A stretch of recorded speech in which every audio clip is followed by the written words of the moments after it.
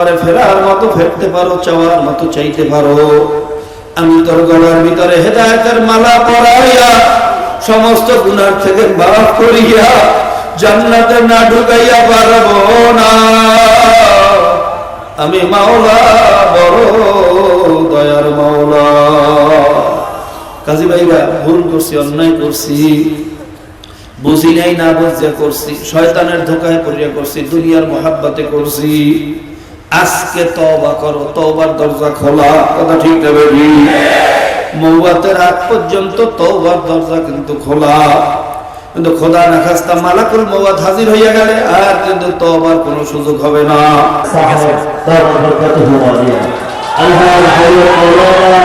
সৈয়দ ইসাক মোহাম্মদ আবুল খায়ের সাহেব বরকতুহু আলিয়া নাবে নাজিল আলা চরমাল জাওয়া। ডিস্টার্ব করছেন না এখন আজকের সিটিংটা ঠিক আছে করতে হইলো। আসসালামু আলাইকুম ওয়া রাহমাতুল্লাহ।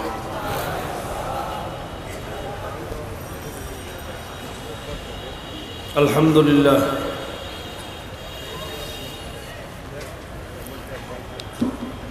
الحمد لله نحمده ونستعينه ونستغفره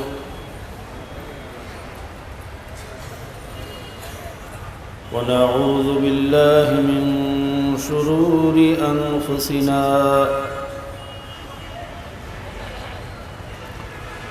ومن سيئات أعمالنا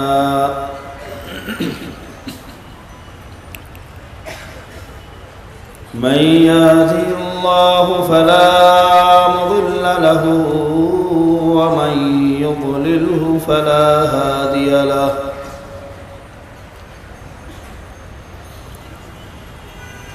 ونشهد أن لا إله إلا الله وحده لا شريك له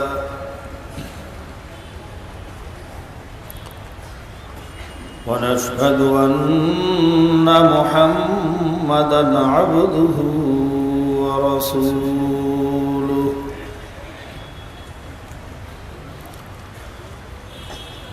أما بعد فأعوذ بالله من الشيطان الرجيم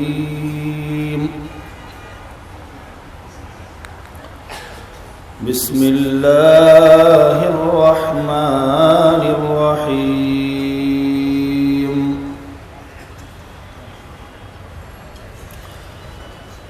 إن الله وملائكته يصلون على النبي يا أيها الذين آمنوا صلوا عليه وسلموا تسليما اللهم صل على سيدنا ونبينا وشفيعنا وحبيبنا ومولانا محمد صلى الله عليه وعلى آله وأصحابه وبارك وسلم সবাই দরুদ শরীফ পড়েন আল্লাহুম্মা সাল্লি আলা সাইয়্যিদিনা ওয়া নাবিয়্যিনা শাফিঈনা ওয়া হাবিবিনা ওয়া মাওলানা মুহাম্মদ সাল্লাল্লাহু আলাইহি ওয়া আলা আলিহি ওয়া আসহাবিহি ওয়া বারাকা ওয়া সাল্লাম আল্লাহুম্মা সাল্লি আলা সাইয়্যিদিনা ওয়া নাবিয়্যিনা ওয়া শাফিঈনা وحبيبنا ومولانا محمد صلى الله عليه وعلى آله وأصحابه وبارك وسلم محمد حامد حمد خدا بس محمد حامد حمد خدا بس خدا مدى محمد مصطفى بس زما حضوری برآمد جان عالم ترحم يا نبي الله ترحم نآخر رحمة للعالمين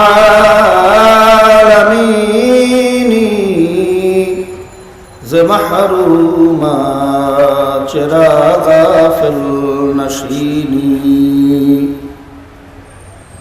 زخک ایلالے سیراب برخیز زخک ایلالے سیراب برخیز چنرغز خواب چندز خواب برخیز برواور سرز برد یمانی کہ روے تست صبح زندگانی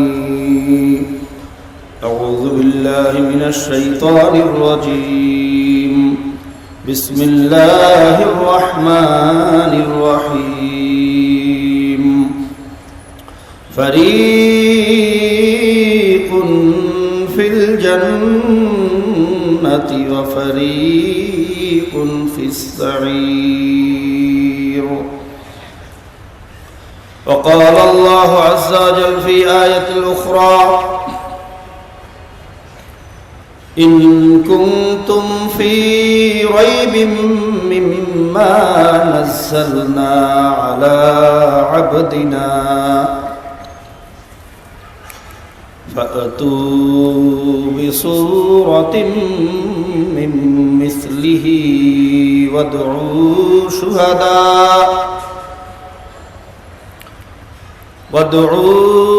شهداءكم من دون الله إن كنتم صادقين صدق الله المولانا العظيم وصدق رسوله النبي الكريم ونحن على ذلك لمن الشاهدين والشاكرين ربنا تقبل منا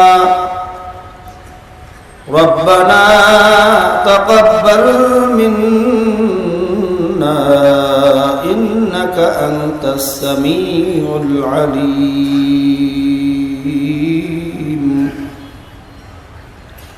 وتب علينا يا مولانا وتب علينا يا مولانا إنك أنت التواب الرحيم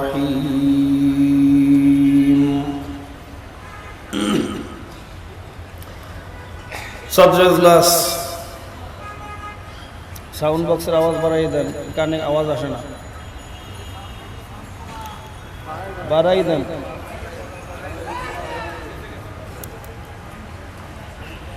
মুআজ্জাজ মুহতারাম মাশাআল হাজিরিন আইয়ুহাল মুস্তামিউন আল কিরাম ওয়াজিবুল ইহতিরাম হযরত উলামায়ে কিরাম আল্লাহ পাকের বান্দা জনাব মুহাম্মদুর রাসূলুল্লাহ সাল্লাল্লাহু আলাইহি ওয়াসাল্লামের উম্মতগণ, পর্দার আড়ালে আল্লাহ পাকের বান্দিরা, আমার মা ও বোনেরা, আল্লাহ জাল্লা শানুহু আম্মা নওয়ালুহু দরবারে লাখো কোটি শুকরিয়া যে মহান আল্লাহ পাক রব্বুল আলামিন আপনাকে আমাকে দুনিয়ার সমস্ত শগল থেকে রেহাই দিয়ে কোরআন এবং হাদিসের মজলিসে, জিকিরের মজলিসে জাকিরিনদের সাথে, আল্লাহওয়ালাদের সাথে, বেগুনা তালবে আলিমদের সাথে, হক্কানি উলামায়ে কেরামদের সাথে আসার মতো এবং বসার মতো তৌফিক দান করেছেন। এই জন্য সবাই শুকরিয়া আদায় করবেন আলহামদুলিল্লাহ।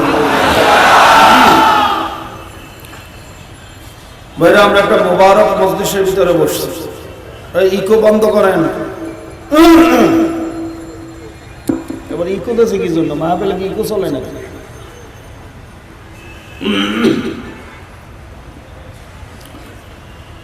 আল্লাহ রাসূল সাল্লাল্লাহু আলাইহি ওয়াসাল্লাম বলেন, যেই মজলিসে আল্লাহ পাকের জিকির হয়, হাফাতুহুল মালায়েকা ওয়া গাশিয়াতুহুর রাহমা ওয়া নাযালাত আলাইহিমুস সাকিনা, ওই মজলিসের চতুর্পাশে ফেরেশতারা তাদেরকে ঘেরাও করিয়ে ফেলায়। আল্লাহ পাক রব্বুল আলামিন সাকিনা বর্ষণ করতে থাকেন, রহমত বর্ষণ করতে থাকেন। অন্য রওয়ায়াতের ভিতরে আসছে, একদল রহমতের ফেরেশতা শুধু দোয়া করতে থাকে, মাবুদ রে, যখন এই মজলিসে নিয়েই আসছো খালি হাতে ফিরেইও না। এর মধ্যে যাকে তোমার ভালো লাগে, যাকে তোমার পছন্দ হয়, তার উসিলায় তুমি সবাইকে মাফ করো। তো এরা মোমেনের জন্য এই মজলিসটা বড় দামি মজলিস, কথা ঠিক না? যদি নিয়াতে খুলুসের সাথে আমরা এখানে বসতে পারি, আসতে পারি, আল্লাহ পাক রব্বুল আলামিন আপনাকে আমাকে বেগুনাহ মাসুম করে এখান থেকে বিদায় করতে পারেন। জাহান্নামের পরিবর্তে আমার মাওলা জান্নাতের ফয়সালা দিয়ে দিতে পারে। জীবনের আমূল পরিবর্তন ঘটাইয়া একটা নিকৃষ্ট মানুষের পরিবর্তে একটা দামি উৎকৃষ্ট মানুষে পরিণত করতে পারে। কি পারে না? পারে না? জোরে কোন পারে না? পারে না? ভাইরা, চরমনের মাহফিলে আপনারা জানেন কত সুদখোর, ঘুষখোর, মদখোর, জেনাখোর, এমনকি ডাকায়, নিকৃষ্ট ডাকায় 3 দিন 3.5 দিন ওই ময়দান থেকে ঘুরিয়ে আসার পরে এরকম নিকৃষ্ট মানুষগুলো আল্লাহর ওলিতে পরিণত হয়ে যায়। হাজারো নমুনা আছে না নাই? জোরে কম। মদের বোতল নিয়ে ময়দানে গেছে, শর্ত দেশে যদি মদ খাইতে দাও তাহলে যাবে। চরমনের মুজাহিদ নাসর বান্দা বলছে, ভাই আপনি যা ইচ্ছে তাই করিয়েন, আগে সর্ব নিয়েছেন। হাতে পায়ে ধরিয়া কোনো মতে নিয়ে ময়দানে ফেলাইছে। ওই ময়দানে ঢোকার পরে মদের বোতল খুলবে, এটা কোনো মানুষ হইতে পারে? জোরে কম। সাথী তাকায় রয়েছে, কখন ব্যাগের চেইন খুলে, দেখেন না, ব্যাগের দিকে তাকায়ও না। একদিন গেছে, 2 দিন গেছে, দেখে চেহারার ভিতরে পরিবর্তন চলে আসে। 3য় দিন দেখে চোখ দিয়ে পানি শুরু হয়ে গেছে, পাগলের মতো হয়ে গেছে। ব্যাগ নিয়ে খালি নদীর পাড়ে দৌড়ে, কোন সময় ব্যাগ নিয়ে নদীর মধ্যে ভালাই। এরকম মাত্র কিছু সময় আল্লাহ ওয়ালাদের সোহবাতে থাকার কারণে চিরতরে ওই মদের বোতল লাঠি মারিয়া কীর্তন খোলা নদীর ভিতরে ফেলাইয়া এই নিকৃষ্ট মানুষগুলা আল্লাহর ওলিতে পরিণত হইয়া যায়। এরকম হাজারো নমুনা আছে না? এটাও একটা জিকিরের মজলিস। যদি নিয়াতে খুলুসের সাথে বসতে পারি, আল্লাহ পাক রব্বুল আলামিন আপনাকে আমাকেও একটা নিকৃষ্ট মানুষের পরিবর্তে দামি একটা জান্নাতি মেহমান হিসেবে কবুল করতে পারে। কি পারে না? পারে না? কাজী বাবা, এরকম একটা মজলিসের যে আয়োজন হইল, আমরা যে আসতে পারলাম, এই ঐতিহ্যবাহী চট্টগ্রামের প্রাণ কেন্দ্র জমিয়াতুল ফালার ময়দান, এখানে অনেক আল্লাহর ওলিদের চোখের পানি আসে। কি কথা ঠিক না? এরকম একটা মজলিসে যে আমরা আসতে পারলাম, এই জন্য সবাই খুশি না বেজার? জোরে কই। যদি খুশি হইয়াই থাকি, আল্লাহ পাকের একটু শুকরিয়া আদায় করা লাগে না? লাগে না? অন্তর থেকে মুহাব্বতের সাথে, শুধু জবান থেকে না, অন্তরস্থল থেকে সবাই শুকরিয়া আদায় একবার জোরে সরে বলুন আলহামদুলিল্লাহ। তবে এরা সময় অত্যন্ত কম, এশার আজানের আগে আলোচনা শেষ করতে হবে। হযরত উলামায়ে কেরাম আলোচনা করবেন, বিশেষ করে আমিরুল মুজাহিদিন হযরত পীর সাহেব হুজুর চরমনাই জাযাত হায়াতুহু আকাসুরাত খিদমাতুহু, তিনি আখিরি নসিহত পেশ করে মুনাজাত দিবেন, দোয়া করবেন। আমি আলোচনা সংক্ষেপে শেষ করব, বাকি আল্লাহ পাকের ইচ্ছা। আমি যে আয়াত শরীফ তেলাওয়াত করছি, পবিত্র কালামুল্লাহ থেকে 2খানা আয়াত তেলাওয়াত করছি। জানি না দুটোটা আয়াতের ব্যাখ্যা দিতে পারবো কিনা। প্রথম আয়াতের মধ্যে আল্লাহ পাক রব্বুল আলামিন বলতেছেন, ফারিকুন ফিল জান্নাতি ওয়া ফারিকুন ফিস সাইর। হে আমার বান্দাবান্দীরা, তোমাদের মধ্যে একদল বান্দাবান্দী জান্নাতে যাবে, আরেক দল বান্দাবান্দী জাহান্নামে যাবে। মওয়াতের পরে জায়গা দুইটা, কয়টা? মুখস্থ করেন। হয়তো জান্নাত নয়তো তৃতীয় কোনো জায়গা নাই। পালাইয়ে থাকার কোনো সুযোগ নেই।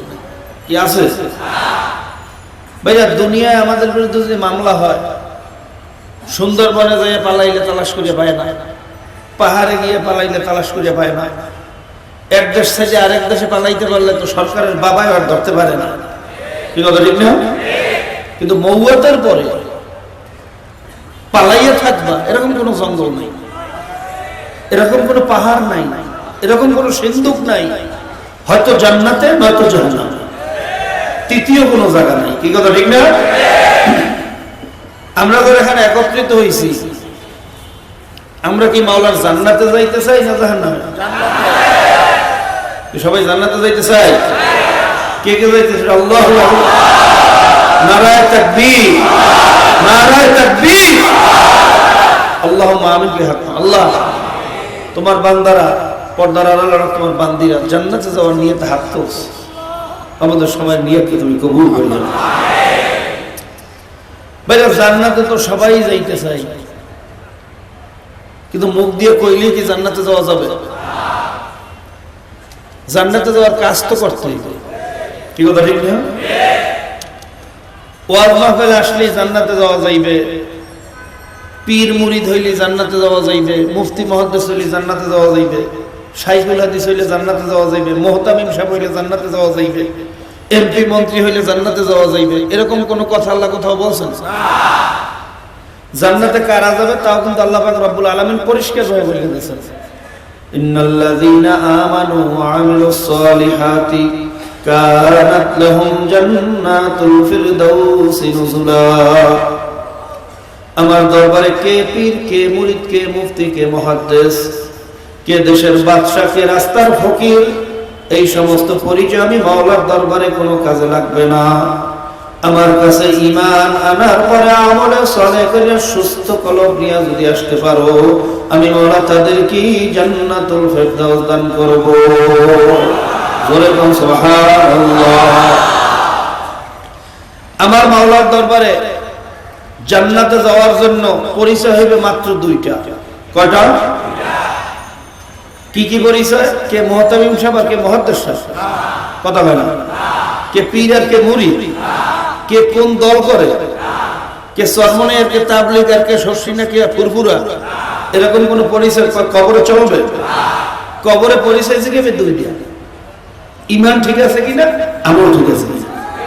কি কথা ঠিক না ভাই? ঈমান এবং আমল দুরুস্ত করার জন্যই এই সমস্ত আয়োজন। এই পীর মুরিদি বলেন, ওয়াজ মাহফিল বলেন, দরস তাদরিস বলেন, তাবলীগের সিলসিলা বলেন, দরবারে দৌড়ানো বলেন, আল্লাহর ওলিদের সোহবত বলেন, এর একমাত্র উদ্দেশ্য কি করা?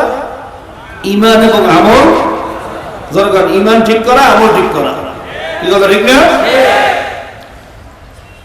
ভাইরা? বর্তমান জমানায় এমনই একটা ফিতনার জমানায় আমরা আসছি। আল্লাহ রাসূল সাল্লাল্লাহু আলাইহি ওয়াসাল্লাম দুনিয়াতে আসছিলেন কাফের মুশরিকদেরকে দাওয়াত দিয়া মুসলমান বানানোর জন্য। কি কথা ঠিক না? কিন্তু আমরা মুসলমানরা এখন এমনই একটা পরিস্থিতির মধ্যে পড়ছি, কাফের মুশরিকদের ষড়যন্ত্রের কারণে এমন ভাবেই আমরা দ্বিধা বিভক্ত হয়ে পড়ছি যে মুসলমানদেরকে নসিহত করতে করতে অবস্থা শেষ, কাফেরের কাছে যাওয়ার সময় নেই। কি কথা ঠিক না ভাই? যদি ঈমানের দিকে তাকাই তাহলে দেখি যে সকাল থেকে সন্ধ্যা পর্যন্ত শুধু ঈমানের আলোচনা করা দরকার। যদি আমলের দিকে তাকাই, বাইরে অনেক সুফি সাহেবদের আমল দেখলে বোঝা যায় না যেটা কি ঈমানদারের আমল না কাফেরের আমল। কথা বলে নাম দেশে বুখারী খতমের অনুষ্ঠান, অনুষ্ঠানের আয়োজন দেখলে মনে হয় যেন যাত্রাপালার অনুষ্ঠান, বেপরদা উলঙ্গ মহিলাদের আনাগোনা। কি কথা ঠিক না? নাম দেশে সুন্নতে খতনা কার্যক্রম দেখলে মনে হয় যেন গজবে খতনা। কথা বল না কা? নাম দেশে ইফতারির অনুষ্ঠান, অনুষ্ঠানের পাশে গেলে আমার মনে হয় একটা রোজা থাকে না, সব রোজা আগেই নষ্ট হয়ে যায়। কথা কয় না? এই হলে আমলের অবস্থা। আর ইমানের অবস্থা কি? বড় মুফতি সাহেব, মুহাদ্দিস সাহেব, 14 হাত পাগড়ি মাথায়, হাঁটুর ভিতরে নামাজের দাগ, কপালের ভিতরে কালো দাগ, কিন্তু কুফরি আদর্শ বাস্তবায়নের জন্য জীবনটা শেষ করতে আছে। কি আদর্শ? আচ্ছা, যত বড় মুহাদ্দিস সাহেব হোক আর মুফতি সাহেব হোক, যদি কুফরি আদর্শের পিছনে কেউ চেষ্টা করে, সহযোগিতা করে, তার ইমান থাকবে? জোরে কম। কে মুমিন কে ভাইরা কাফের, এটা কি কেউ শরীরে লেখা আছে? কেউ কপালে সিল মারা আছে? কথা বলেন। কোন সরকারি দপ্তরে রেজিস্ট্রেশন করা আছে? আরে কাফের তো ওই ব্যক্তি যে কুফরি আদর্শ বাস্তবায়ন করে, আর মুমিন তো ওই ব্যক্তি যে আল্লাহ এবং আল্লাহ রাসূলের আদর্শ বাস্তবায়ন করে। এই কথা ঠিক না ভাই? বড় বড় পাগড়িওয়ালা, টুপিওয়ালা, জুব্বাওয়ালা দেখি কি এমন মানুষের পিছনে স্লোগান দিতেছে যারা বলে আমি আমেরিকার পুঁজিবাদী গণতন্ত্র বাস্তবায়ন করব, কেউ বলে আমি রাশিয়ার সমাজতন্ত্র বাস্তবায়ন করব, আমি বেপরদা বেহায়াপনার যত আইন আছে এগুলো বাস্তবায়ন করব, নাউজুবিল্লাহ, আমি ধর্মনিরপেক্ষতাবাদ কায়েম করব। ভাইরা, এই সমস্ত আদর্শ, যেই আদর্শের ভিতরে বলা আছে আপোষে মিল্লামিশা জেনা করো, কোনো সমস্যা নেই, পুরুষ কোয়ার্টার পতিতালয়ে গিয়া জেনা করো, জায়েজ, নাউজুবিল্লাহ না? কি আমাদের দেশে পতিতালয় লাইসেন্স আছে না নাই? সে জায়গার আইন কি জানেন? কারো ছেলে, কারো ভাই, কারো বন্ধু যদি পতিতালয়ে গিয়া টাকার বিনিময়ে জেনা করে, তার যদি বিচার আপনি করেন আর আপনার বিরুদ্ধে যদি কোর্টে সে মামলা দেয়, মাননীয় আদালত আমি রাষ্ট্র পারমিটেড পতিতালয়ে গিয়া জেনা করছি, এটা তো আমার জন্য বৈধ, এটা তো আমার নাগরিক অধিকার, এই জন্য আমার বাবা আমার শাস্তি দিয়েছে, আমার বাবা আমাকে মারছে, আমার নাগরিক অধিকারের উপর হস্তক্ষেপ করার কারণে আমি তার বিরুদ্ধে মামলা দায়ের করলাম। তখন আদালত বলবে হ্যাঁ তুমি তার নাগরিক অধিকারের উপর হস্তক্ষেপ করছো, তোমার জন্য এত বছরের জেল। আইন জানেন দেশে? কথা কয় না? ও খালি না বুঝতে জাগর দেন। আপনার স্ত্রী যদি সুদের টাকা আনে আসার থেকে, গ্রামীণ থেকে, চক্রবৃদ্ধি হারে সুদ, এই ঘৃণিত সুদ, সুদের 70টা গুণা, তার সবচেয়ে ছোট গুণা মায়ের সাথে জেনা করা। সুদ দাতা, সুদ গ্রহীতা, সুদের হিসাব রক্ষক, সুদের সাক্ষরতা সব জানা। নাউজুবিল্লাহ কোন? ঘরের ভিতরে সুদের পায়খানা ঢুকাইছে, আপনি করলেন কি আপনার স্ত্রী এই জন্য বাইরে একটা শাস্তির আওতার মধ্যে নিয়ে আসলেন। সে যদি যাই আপনার বিরুদ্ধে মামলা দেয়, মাননীয় আদালত আমি রাষ্ট্রীয় আইন অনুযায়ী সুদের টাকা আনছি, এই জন্য আমার স্বামী আমার সাথে খারাপ ব্যবহার করছে, আমি আমার স্বামীর বিচার চাই, আমারে নারী নির্যাতন করছে, নাউজুবিল্লাহ, তখন ওই স্বামীকে নিয়ে জেলে ঢুকানোর আইন আছে, কিন্তু সুদখোর ওই হারামখোরের বিচারের কোনো আইন না। কথা ঠিক না নাকি? 18 বছর হওয়ার আগে যদি কোনো মেয়েকে বিবাহ দেওয়া হয়, তার বিচার চাই না, কি আছে না? কিন্তু প্রেমের নাম দিয়া 16 বছরের মেয়েদের যে অন্তঃসত্ত্বা করা হইতেছে, প্রেগনেন্ট করা হইতেছে, নাউজুবিল্লাহ কোন? তার বিরুদ্ধে আইন নেই, বরং আইন একটা হয়েছে নতুন করিয়া। সেদিন সমন্বয় মিটিং এ প্রশাসন সহ সব দপ্তরের লোকজন হাজির, সেখানে একজনের প্রস্তাব করলো, টিউনোকে প্রশ্ন করলো, এক নাগরিক ভাইরা, নাগরিক অধিকারের এক সমাজকর্মী প্রশ্ন করলো, স্যার আমাদের দেশে তো অনেক সময় অপ্রাপ্ত বয়স্ক ছেলে মেয়েরা প্রেমের ফাঁদে পড়িয়া অন্তঃসত্ত্বা হইয়া যায়, তাদের ব্যাপারে কি ডিসিশন? বলছে হ্যাঁ, তাদের ব্যাপারে একটা নমনীয় আইন আছে, তাদেরকে 16 বছরেরও যদি হয় সামাজিক স্বীকৃতি দেওয়ার জন্য ম্যাজিস্ট্রেটের পারমিশন নিয়ে তাদেরকে সামাজিক স্বীকৃতি দেওয়া যাইবে। নাউজুবিল্লাহ বলেন, আরো জোরে বল। 18 বছর আগে যদি বিয়ে করে কেউ, যে করবে তারও জেল, যে বিয়ে পড়াইবে তারও জেল, যে সাক্ষী দেবে তারও জেল। তার মানে কি জেনাকে উদ্বুদ্ধ করা হয়েছে, বিবাহকে বিবাহের বিরোধিতা করা হয়েছে। এই কথা ঠিক না? মুসলমানের কাফেররা 18 বছর হওয়ার আগে বিবাহ করে তার বিরুদ্ধে আইন আছে, কিন্তু 16 বছরের মেয়েরা যে পতিতাবৃত্তি করতেছে, দেহ ব্যবসা করতেছে, প্রেমের নাম দিয়ে শিলধারী হইতেছে, তার বিরুদ্ধে কোনো আইন নাই। এটা কোনোদিন মুসলমানের আইন হইতে পারে না। এটা হলো আবু জেহেলের আইন, এটা হলো নমরুদের আইন। আর এই নমরুদের আইনের পিছনে যারা সহযোগিতা করে, এগুলো নমরুদের চামচা। ঠিক না ভাই? নামাজ পড়লেন, সারা রাত তাহাজ্জুদ পড়লেন, কুফরি আদর্শ বাস্তবায়নের জন্য চেষ্টা করলেন, আপনার এই নামাজ কোন কামে লাগবে? বুঝাইয়া যান। অনেক ওলামায়ে কেরাম শিক্ষিত মানুষ আছেন, আমার বুঝাইয়া যান, যাইবেন। আপনার নামাজ দিয়ে যদি জান্নাতে যাওয়া যায়, তাহলে ইবলিস দোষ করছে কি? কথা বলেন। ইবলিস তো দুনিয়ার সমস্ত জায়গায় সেজদা দিয়েছে, তাই না? কথা ভাইয়া, তার এত সেজদা গেল কোথায়? এলেমের দিক থেকে আপনার মতো কয়েক কোটি আলেম যদি এক পালায় দেওয়া হয়, ইবলিসের এলেমের তুলনায় সরিষার দ্বারা পরিমাণ হবে না। আপনি আমি তো শুধু কোরআনুল কারীমের বাইরে আসমানি একটা কিতাব, তারও এলেম ঠিক মতো শিখতে পারি নাই। ভাইয়া শুরু থেকে শেষ পর্যন্ত কোরআনুল কারীমের ব্যাখ্যা তাফসীর বিশুদ্ধভাবে লিখতে পারবে এক বৈঠকে, এরকম আলেম নির্ভুলভাবে লিখতে পারবে, এরকম আলেম মনে সারা দুনিয়া তালাশ করে পাওয়া কঠিন। কথা হয় না? আর ইবলিসকে আল্লাহ পাক রব্বুল আলামিন এত পরিমাণ ইলম দান করেছিলেন, এই দুনিয়ায় যত কিতাব নাযিল হয়েছে, যত সহিফা, যত মাসাহিফ, আসমানি যত কিতাব, এই সমস্ত কিতাবের ইলম আল্লাহ ইবলিসকে দান করেছিলেন। কি জানেন না? ইলমের কারণে তাকে মুআল্লিমুল মালায়েকা খেতাব দেওয়া হয়েছিল, ফেরেশতাদের উস্তাদ। এত বড় ইলমওয়ালা, এত বড় আমলওয়ালা, তার এত ইলম আর আমল গেল কোথায়? শেষে ছিল জাহান্নামের আসামি হইল কেন? একটা হুকুমের বিরুদ্ধে দাঁড়াইছিল। কয়টা? মুখস্থ করেন, কয়টা? জোরে কোন কয়টা? ঈমান নষ্ট হওয়ার জন্য কয়টা হুকুমের বিরোধিতা করা দরকার? না দুইটা লাগে? একটা হুকুমের বিরোধিতা করার কারণে ঈমান নষ্ট হয়ে গেছে, সমস্ত আমল কি হয়ে গেছে? জোরে কোন।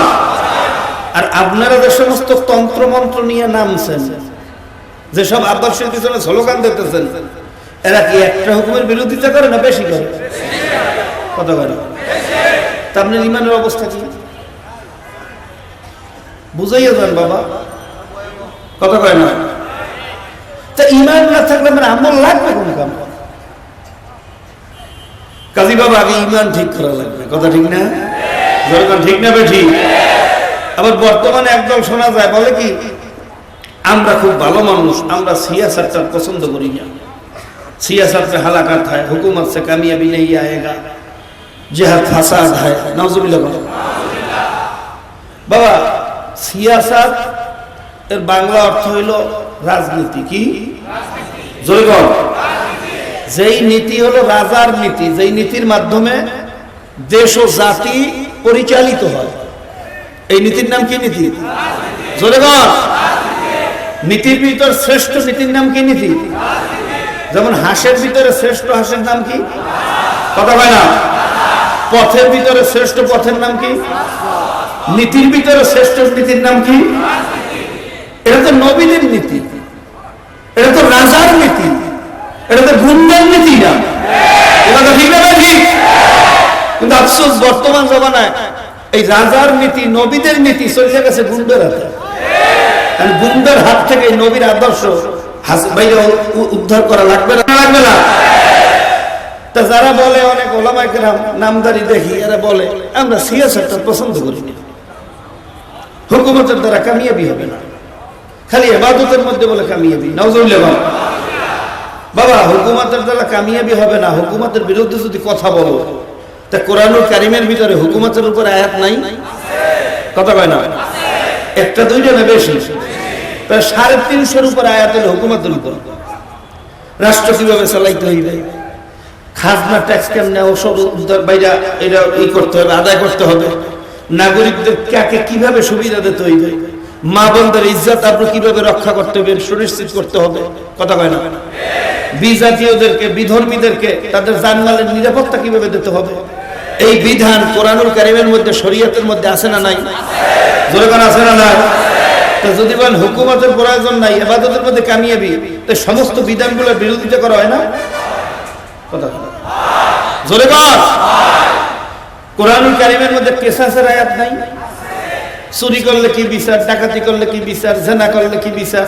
আয-যানিয়াতু আয-যানি ফাজলিদু কুল্লা ওয়াহিদিন মিনহুমা মিয়াতা জালদা, আস-সারিকু আস-সারিকাতু ফাকতাউ আইদিহুমা। চুরি করলে কি বিচার হইবে, জেনা করলে কি বিচার হইবে?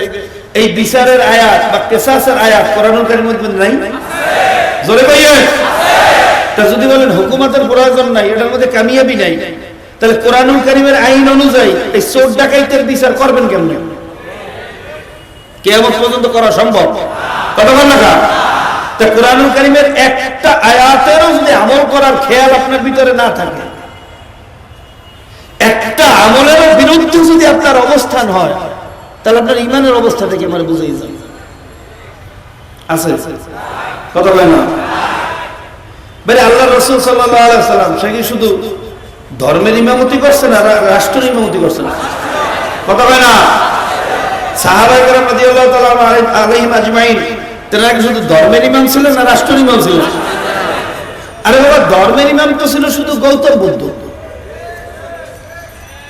বৌদ্ধদের প্রধান গৌতম বুদ্ধ, সে ধর্মের ইমাম ছিল, রাষ্ট্রের ইমাম কথা বলে না? শ্রীকৃষ্ণ বা রাধা কৃষ্ণ ধর্মের ইমাম ছিল, রাষ্ট্রের ইমাম।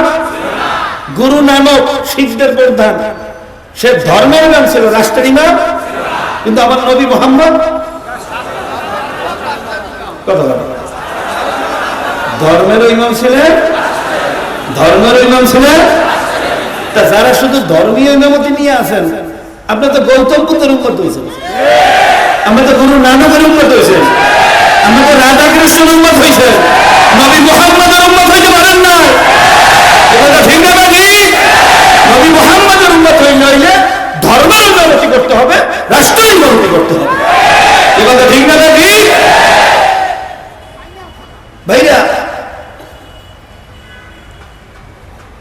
শুধু ধর্মের ইমামতি করতেছে, রাষ্ট্র সম্পর্কে কোনো খবর নাই। সমস্যাটা কোথায় জানেন? যারা এই ধর্মীয় ইমামতি নিয়েছে, রাষ্ট্র সম্পর্কে কোনো গবেষণা তাদের নাই। আবার যারা রাষ্ট্রের ইমামতি করতেছে, ধর্ম সম্পর্কে তাদের কোনো খবর নাই। কথা বলে না? দেখবেন যারা এদেশে বড় বড় মাগো ধর্মীয় ইমামরা আছে, যদি জিজ্ঞেস করেন হুজুর মুদ্রাস্ফীতি কারে করে, হাক্কা পাক্কা দিয়েছে, অর্থনীতিকে আমরা নিয়ন্ত্রণ হয়, কিছু জানে না। জজ কোর্টে কি হয় জানে না, সুপ্রিম কোর্টে কি হয় জানে না, ম্যাজিস্ট্রেটের কাম কি জানে না। ভাইরা, হ্যাঁ, এই সমস্ত অফিসারদের কার কোন দপ্তরে কি কাজ, সচিবদের কি কাজ জিজ্ঞেস করতে পারে না। কথা হয় না? আবার যারা রাষ্ট্রীয় ইমামতি নিয়েছে, যারা আমাদের বড় বড় নেতা, যদি জিজ্ঞেস ফজরের নামাজ কয় রেখাত, কইবে 8 রেখাত। কথা ঘর থেকে বউ কয় এই 8 রেখাত না, কোন 4 রেখাত। কাহারে বেডি 8 রেখাত কইছে, এতে হুজুরের মুখ গেছে কালা হইয়া 4 রেখাত কই মাই কেমন কি কথা ঠিক না ভাই? এমনকি সালাম না ঠিক মতো দিতে পারে না, সালাম আলাইকুম। ভাইরা, আসলে নবী মুহাম্মদের উম্মত হইতে হইলে ধর্ম নিয়েও যেরকম ফেকের থাকতে হবে, রাষ্ট্র নিয়েও ফেকের থাকতে হবে। ঠিক না ভাই? খালি ধর্মীয় ইমামতি করবেন আর রাষ্ট্রীয় ইমামতি ছাড়বেন কাফেরদের হাতে, কোন দিন ইসলাম অনুযায়ী ঈমান আমল ঠিক করিয়া মুসলমানের সন্তান কবরে যাইতে পারবে? জোরে বলেন, পারবে? এখন বক্তব্য দেওয়া শুরু করছে, কয় পর্দা হেজাব এইটা ধর্মের সাথে কোনো সম্পর্ক নাই। এই দেশের বড় বড় ভাইরা যেগুলো আউযুবিল্লাহ বিসমিল্লাহ পড়তে পারেন, এরা হচ্ছেন বড় মুফতি। কি কথা ঠিক না? ধর্মীয় ফতোয়া দেওয়া শুরু করছে তারা। নাউযুবিল্লাহ কোন, জোরে কোন নাউযুবিল্লাহ। আল্লাহ পাক রব্বুল আলামিন আমাদের সকলকে খাঁটি মুমিন হওয়ার তৌফিক দান করুন। বাবা, সময় কম, লম্বা আলোচনা করা যাবে না। একটু বলেন তো, এই যে কথাগুলো বললাম, এগুলোকে আমার বানাই না গাছ তারা কথা না বাস্তব সত্য কথা? কোরআন হাদিসের পক্ষে হয়েছে না বিরুদ্ধে হয়েছে? এরপরে একদম কপাল পরা দেখবেন যেই শেষ, ওই যে দলে পড়ছে ওই দল ছাড়তে পারে না। এগুলো সব আবু জেহেল মার্কা। কি মার্কা? রাগ হয়েছে? বলতে পারেন হুজুর আমাদেরকে আবু জেহেলের কাতারে ফেলাইলেন, দোষ তো আমাদের না, দোষ তো আপনাদের। আপনারা ঠিক মতো বুঝাইতে পারেন না, এই জন্য শুনে বুঝি না, আমাদের দোষ কি? ভাইয়া, স্বীকার করলাম যে আসলে যেভাবে বোঝানো দরকার সেই এলেম আমল আমাদের নাই। কিন্তু আপনাদের কাছে প্রশ্ন, আল্লাহর রাসূলের চেয়ে ভালো বুঝানেওয়ালা এই দুনিয়াতে কোনোদিন কেউ আসছিল? কোনোদিন আসবে? তা আল্লাহর রাসূল তার জবানে বোঝানোর পরেও তার পবিত্র খোশলাহান, খোশ জবান, হোসনে সুলুক, এরকম চরিত্রওয়ালা মানুষ না এই আসমানের নিচে কোনোদিন আসছে, না কোনোদিন আসবে, না এই জমিন এরকম কোন মানুষ কোনোদিন দেখছে, না কোনোদিন দেখবে। কি কথা ঠিক না? এরকম মানুষ দাওয়াত দেওয়ার পর ওই আবু জেহেল আর তার দলবল ইসলামের মধ্যে আসছিল? তা কিয়ামত পর্যন্ত কপাল পর আবু জেহেল মাকড়াগুলো থাকবে না? থাকবে না? কাজে আমাদের দোষ না, কোনো ওলামায়ে কেরামের দোষ না, দোষ হলো নসিব। যাদের নসিব পড়ছে, দলন্ধ হইছে, দলের কথা অনুযায়ী চলে, কোরআন হাদিসে কি বলছে সেদিকে খেয়াল করে না। কি কথা ঠিক না বেটি? বলে কোন ঠিক না বেটি? এই দুনিয়ার মহাব্বতি ওয়ালা এই কপাল পোড়াদেরকে যত বুঝাইবেন কোনোদিন বুঝবে? বলবেন বুঝবে? আর ভাই হেদায়েতের মালিক কোন আলেম না, কোন পীর না, এমনকি নবীরাও না। হেদায়েতের মালিক কে? বলবেন কে? আর বলবেন কে? এজন্য হেদায়েত চাইতে হলে কার কাছে? জোরে কর। আল্লাহ পাক রব্বুল আলামিন প্রত্যেক নামাজ এই জন্য দোয়া শিখিয়ে দিয়েছেন, ইহদিনাস সিরাতাল মুস্তাকিম। মাবুদ রে, তুমি আমাদেরকে সহজ সরল সিরাতাল মুস্তাকিম দেখাও, জান্নাতের রাস্তা দেখাও, হেদায়েতের রাস্তা দেখাও। যদি চাওয়ার মতো চাইতে পারি, মাওলার দরবারে ফেরার মতো ফিরতে পারি। আমার মাওলা বলছে আমি খালি হাতে ফিরাইতে জানি না। আমি মাওলা বড় দয়ার মাওলা, মায়ার মাওলা। যদি আমার দরবারে ফেরার মতো ফিরতে পারো, চাওয়ার মতো চাইতে পারো, আমি তোর গলার ভিতরে হেদায়েতের মালা পরাইয়া সমস্ত গুনাহ থেকে মাফ করিয়া জান্নাতে না ঢুকাইয়া পারবো না। আমি মাওলা বড় দয়ার মাওলা। কাজী ভাইরা, ভুল করছি, অন্যায় করছি, বুঝি নাই, না বুঝে করছি, শয়তানের ধোকায় পড়িয়া করছি, দুনিয়ার মহাব্বতে করছি। আজকে তওবা করো, তওবার দরজা খোলা। কথা ঠিক না বেবি? মওয়াতের আগ পর্যন্ত তওবার দরজা কিন্তু খোলা। কিন্তু খোদা না খাস্তা মালাকুল মওয়াত হাজির হইয়া গেলে আর কিন্তু তওবার কোনো সুযোগ হবে না। ভাইরা, মালাকুল মওয়াত হাজির হওয়ার পরে সারা জীবন মাওলার দুশমনি করছো, আর মওয়াতের সময় তওবা করবা এ সুযোগ মাওলাই দেবে না। কথা ঠিক না বেটি? যখন কিয়ামতের আবাইরা ঢঙ্কা বাজিয়ে যাইবে, আল্লাহ পশ্চিম দিক থেকে যখন সূর্য উদিত হবে, পশ্চিম দিক থেকে সূর্য ওঠার পরে আর তওবা কবুল হবে না। মালাকুল মওয়াত হাজির হইলেও কিন্তু তওবা কবুল হবে না। কাজী বাবা, তওবা করতে হইবে মালাকুল মওয়াত হাজির হওয়ার আগে। কথা ঠিক না বেটি? কাজী ভাইরা, আজকে ভালো একটা সময়। এখানে অনেক আল্লাহর ওলিরা আছে, অনেক চোখে পানিওয়ালা আছে, অনেক সাদা দাড়িওয়ালা আছে, যাদের কান্নার সাথে সাথে মাওলার আরশ গরম হয়ে যায়, যাদের সাথে ডাইরেক্ট মাওলার কানেকশন। এরকম অনেক আল্লাহর ওলি এই জমিনে বইয়া রয়েছে। বাবা, জানি না কার ছিল, আল্লাহ আমাদের সবাইকে মাফ করিয়া কাজী বাবা, সময় থাকতে তওবা করিয়া যাও। ভাইয়া, আমার মাওলা বড় দয়ার মাওলা। যদি তওবার মতো তওবা করতে পারি, মুসা আলাইহিস সালামের জবানায় কারুনের নাম তো শুনছেন, বড় মুজরিম ছিল, যাকাতকে অস্বীকার করছিল, এমনকি মুসা আলাইহিস সালামের বিরুদ্ধে মিথ্যা জিনার তহমত লাগাইছিল। জোরে করে নাউজুবিল্লাহ। মুসা আলাইহিস সালাম নবীদের ভিতরে সবচেয়ে রাগী নবী। এই তহমত লাগানোর পরে ভাইরা রাগে লাল হইয়া গেছেন।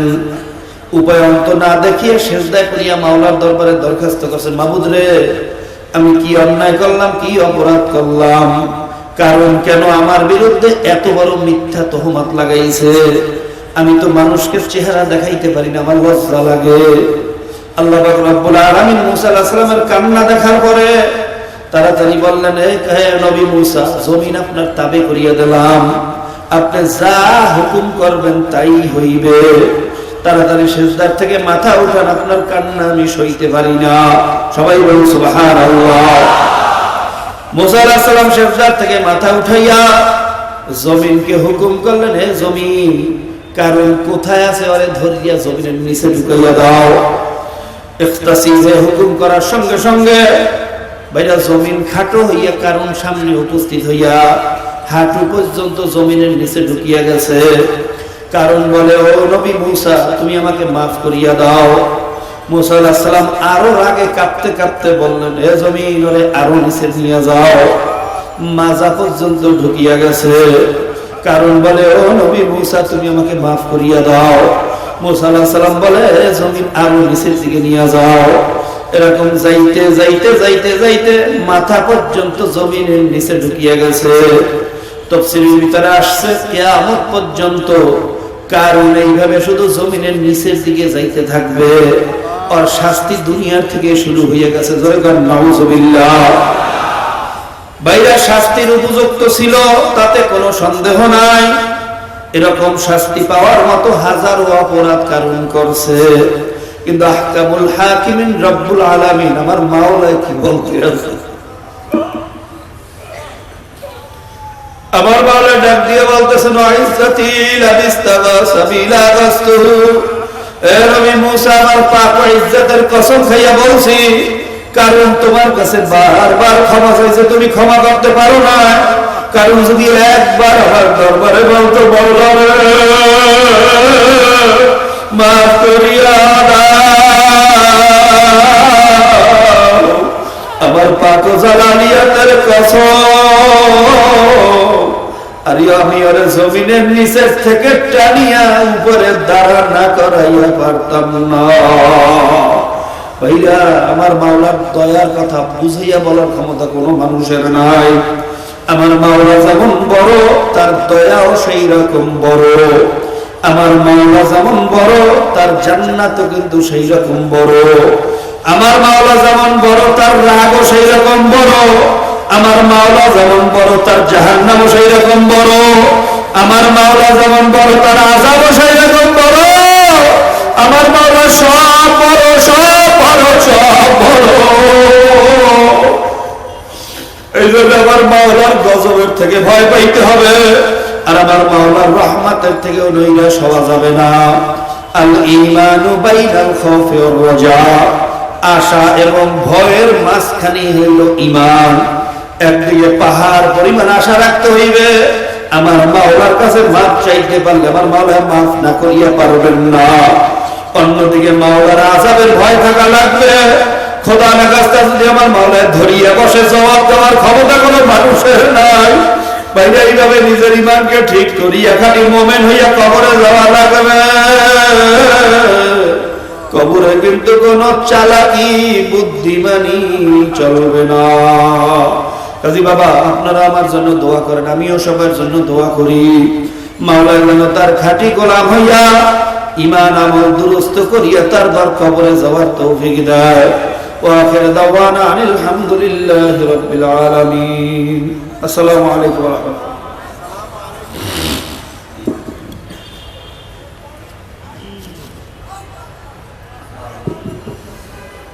আলহামদুলিল্লাহ। এখন সংক্ষিপ্ত করে আলোচনা রাখবেন বাংলাদেশ মুজাহিদ